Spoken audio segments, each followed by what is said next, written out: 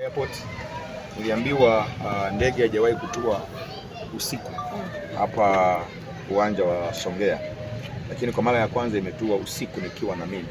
Kwangu mimi ni baraka kubwa. Tumezindua katika ulimwengu wa roho safari za kiuchumi kutoka mikoa mbalimbali, nchi mbalimbali, ndege kuingia hapa Songea, na kwangu mimi ni baraka kukanyaga miguu yangu, Mungu kuniruhusu, ni baraka kwenye mkoa wa Ruvuma kupitia wilaya hii ya Songea.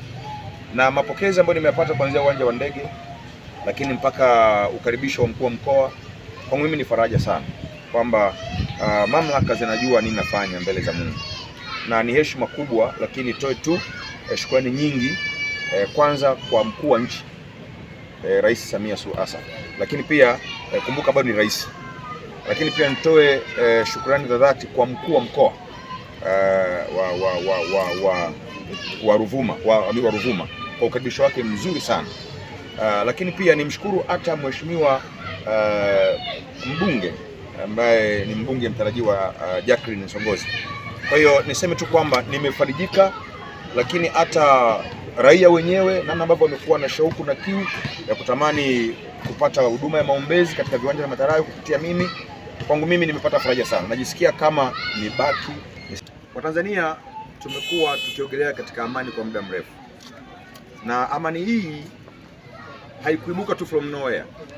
Ni misingi iliyowekwa na waasisi wetu katika taifa hili, misingi iliyoanza tangu wakati wa Mwalimu Nyerere kama rais au baba wa taifa, lakini akaja mzee Mwinyi, Ali Hassan Mwinyi kama rais wetu wa pili, akaja Benjamin Mkapa, rais wetu wa awamu ya tatu, akaja mzee Kikwete, rais wa awamu ya nne, akaja mzee Magufuli awamu ya tano, ambaye aliyemalizia awamu ya tano ni rais ambaye tuko naye Mama Samia Suluhu Hassan.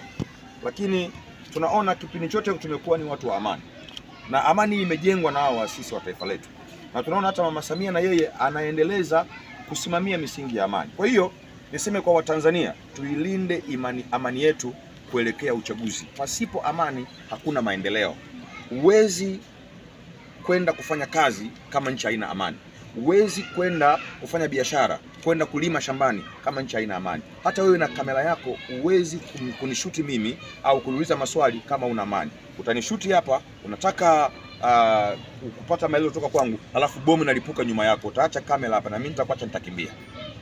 Kwa hiyo niseme wito wangu kwa Watanzania, tulinde amani na tujaribu kuwapinga watu wote ambao wako kinyume na amani ya nchi yetu.